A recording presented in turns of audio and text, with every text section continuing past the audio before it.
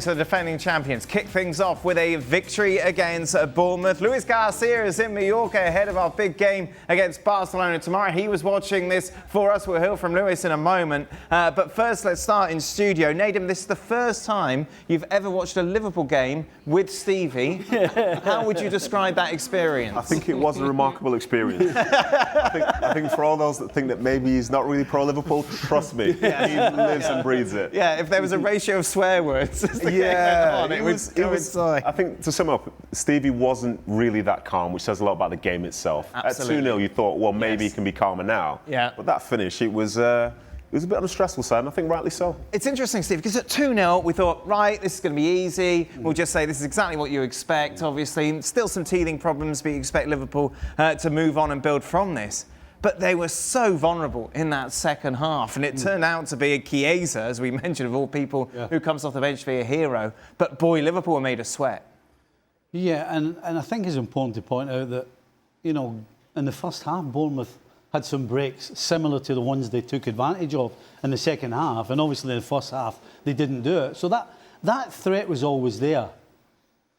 I mean, it's hard to know which way to go. Clearly, when you win a game, having been 2-0 up, you come back to 2 and you win 4-2. You should be cock-a-hooped, talking about all the positives. But if you're Liverpool, the biggest thing that may hold them back this season, as early as the first game of the season, and we saw a bit of it in the Community Shield, is defensively they do look vulnerable. And if they ever can gel properly going forward, goodness knows how many goals Liverpool will score. Because today they scored 4, and we can't honestly say that they didn't really gel.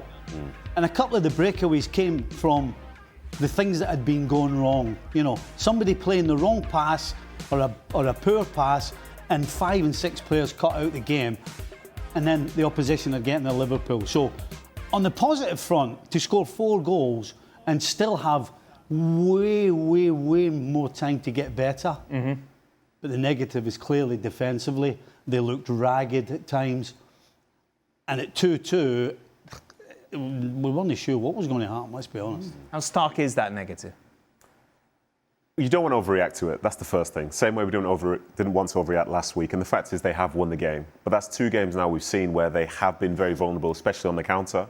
And in some ways, as well, as we were watching the game, those subs at 60 minutes, to take off the 2 fullbacks in Frimpong and Kerkez. Yes, Kerkez wasn't having the best of games, so Robertson coming on, that's fine. But why is Watorendo playing right back now? And you can see Liverpool lost a little sense and sort of control of the game as such. So those opportunities that the opposition have, I'll be honest, from the perspective of somebody who's played for more underdogs than, say, favourites throughout a season, when you see a team show a sort of vulnerability like Liverpool shown these last 2 games, it offers you encouragement. I think when they look rock solid, in some ways you sort of put off and you wonder how.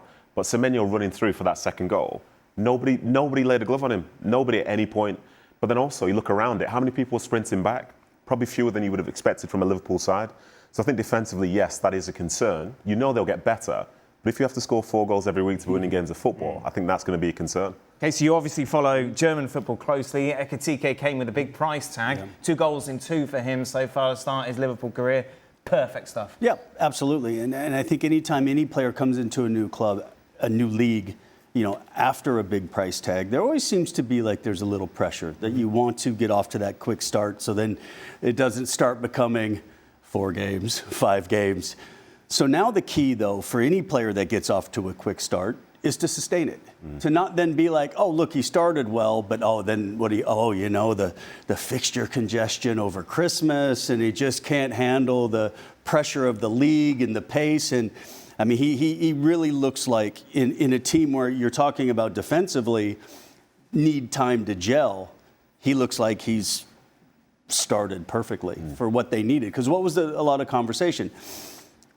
Liverpool needed a striker. They needed that number 9. And when you get a start like that against a big money signing, it's perfect. Luis, how is it watching it from Mallorca, from your perspective, obviously with your Liverpool hat on, delighted with the victory, but there is going to be doubts, isn't there, considering what we've seen? Or are we getting over the top here? It's only the first game of the season. Yeah, exactly. And I think that I'm trying to get, as always, the positive side. It's the first game of the season. They are players who have to adapt to a new style, a new team, a new league, the intensity, and to be exposed many times. You guys are talking about that Liverpool right now looks really, really vulnerable at the back. Don't forget, Keller is true that he struggled today, had a lot of problems to hold in that left side on his own. They are two players in the middle of the park, McAllister and so like that. They do a fantastic job, but they are always attacking minus, so the transition are always going to be in favor of the opponent that is waiting for those kind of situations. And it's true that the depth in the squad that the Liverpool has got at the moment is why today they managed to get the result, because at the point of 2-2 I was really doubting they were going to get on the top, because I think Bournemouth did a very good job. But again, we are talking about the first game of the season, players adapting. Let me say something quick about Ekitiké, because today I think that we saw a little bit of what a player can give us in the last third, but because the layoff, the holding the ball, the movements, the runs, the connection between him, Wirtz, Salah and Gabo, it was fantastic for just a short time that he's been on the team. So he's a player who I think that is going to give a lot to this Liverpool side. So it's true that in the last couple of games, Arnold mentioned about being vulnerable and being exposed quite often. They conceded 4 goals in the last 2, but this Liverpool, it has to improve on that matter. They just signed a new centre back, so that means they know that is something they need to be fixed. But in the end, they scored 4 goals once again, and they managed to get the 3 points the first game of the season. So I'm getting to all those positive vibes, and I think that this Liverpool is going to be right there, getting fixed what they need to do, and up front again being really a big threat every single time that the ball is in the last third. Amazing how easy it is to be positive, sat in Mallorca. Stevie, talk to me about Ekitiké.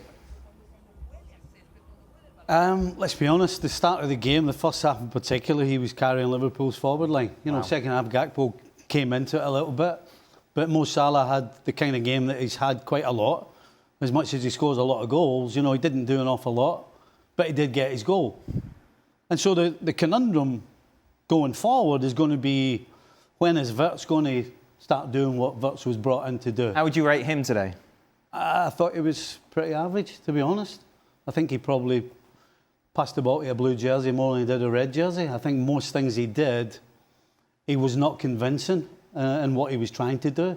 There was no real pace about him. And he was kind of floating around as if he wasn't sure where he should be to get the ball. Now, at the end of the day, that takes time. You can't just throw 3 or 4 or 5 players together and think they're all going to understand what everybody's looking for. But I think he's the obvious one who is looking and searching to figure out what he should be doing. And really, what he should be doing is getting the ball in the final third. That's where he should be on the ball. But he doesn't seem to be getting it in the final third. And when he's coming short, he's not doing enough with it. So they've got to figure out how to use this guy's ability. Because there's no question he can play. He's just got to get in the right position with the right balls, and then he has to then play the right passes. Well, and that's what he did for Leverkusen. He was always in a more advanced position, but he had such a free role at Leverkusen. Just find the attack, look for the open man if they're open, but if not, then try to dribble 3 guys and score yourself. And so I think I agree with Stevie 100%. It looked like he was a little too far deep. He was trying to find the ball, but wasn't quite sure where to find the ball in that setup. But I think he's such a quality player that give him a couple weeks, and I think he'll figure that out. The other thing as well, from a defensive point of view, Wirtz being one of the 3 in the middle with no Gravenberg. Right. Then He was suspended today, obviously, that's why he didn't. Yeah, that's why he's not. But that's a clear problem, because Szoboszlai and McAllister could probably do a better job than he probably did. He's not 100% fit. He's missed a lot of the pre-season. But without Gravenberg and then Wirtz being one of those 3, Wirtz gives you nothing defensively. Which, again, it's not why he's there. But if you're going to play him in that 3, you need to have somebody who's really solid, who's going to be in front of that back line, and who's going to stop the second goal that we saw Semedo, because he just ran straight through the middle. Yeah. Somebody like Gravenberg would stop that. So they have to do that, and then they have to figure out where Wirtz's best position is. Every man, I think, that I asked when he signed, agreed that Kirkes was a great addition to the squad. How do you explain a day like today? You can have bad days. I think the fact that his very first game is against his former side, against probably the best player for Bournemouth as well in Semenyo, he probably knew he was going to be on the back foot. And in fairness to Bournemouth, they kind of targeted him. And that matchup, as we saw today, is probably something which they saw every day in training through the time that they were together. So they knew that it was going to favour Semenyo. Right. And also, this is a young player getting a chance to play now in this situation for Liverpool, a team trying to retain the title. So there'll be nerves in there. And I think for me, it looked like a nervous performance. I think the yellow card itself, just before he committed the foul, you could hear the crowd say, "Come on," because he's keen to go and make that tackle. But when he's a bit calmer and the nerves aren't there, you understand that he can't get there. So he plays a different sort of game. So it looked to me like a youngster's performance. But unfortunately for him, it was against a player who, basically has probably had his number for the last couple of years anyway. From a youngster to a veteran, Luis. Mo Salah, what do you say about him? Salah, what can I say? He scored once again.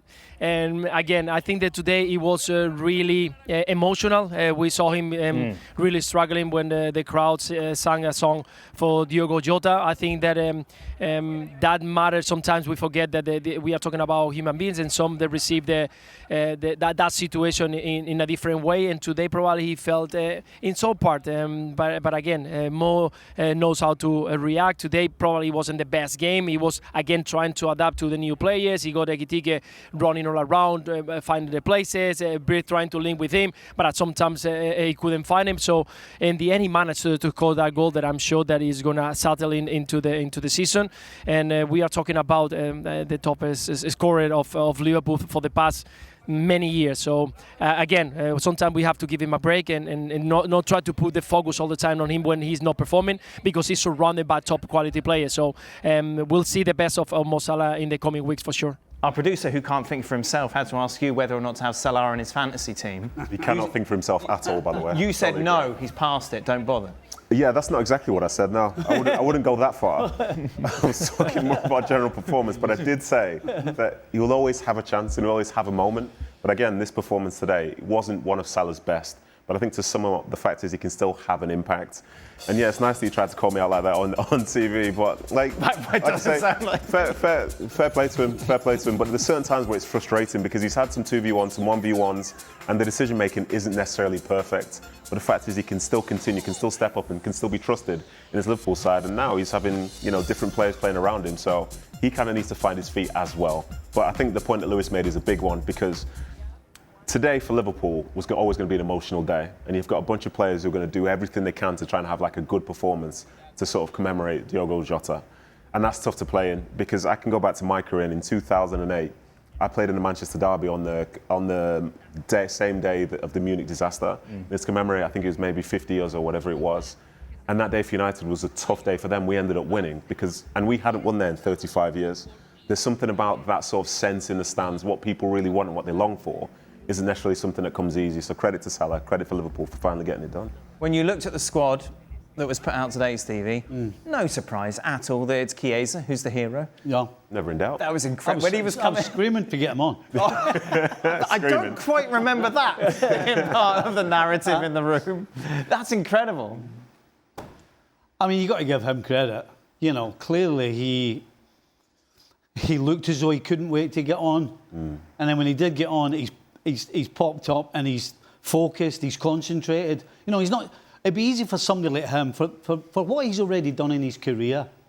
And he's not stupid. He knows that we're all kind of, Chiesa, yeah, we're all having a little snigger here and there. But his experience and what he's been through previously, that's water off a duck's back. And that's why he's able to come on in a game like this with not a lot of time to go and be at it and be ready for that opportunity. And that's the key for every player.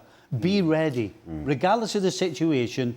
If it drops to you, because you don't know whether it will, sometimes it does, sometimes it doesn't. But if you're ready for it, then you can do what he did and take the opportunity. Does this make any difference with regards to whether or not you let him go between now and the end of the transfer window? The goal doesn't? No, I don't believe so. It's about getting players in. If they get players in, then you can let them go. But until then, you can't do it. Regardless of whether he scores or not today, they can't afford to let another body go.